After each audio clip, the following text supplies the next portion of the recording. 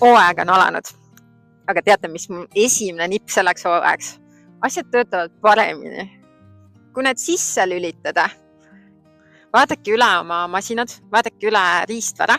See tähendab see kõik äge metall.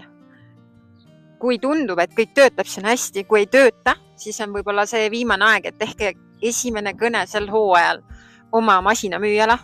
Siis järgmise asjana, kui te lähete nüüd põldu, võtke see väike üks koorem väetist, võtke kaasa matid. Amazonil on olemas matid, millega kalibreerida väetise külvikut.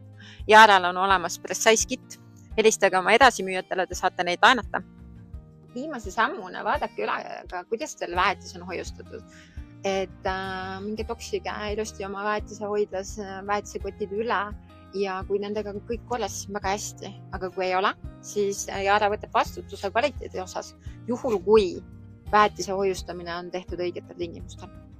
Täna on veel hetk, kui on võimalik teha tööd ka arvutidega. See tähendab seda, et kui teil ei ole veel uuendatud AdFarmis oma kultuurid või põllud, siis tehke seda.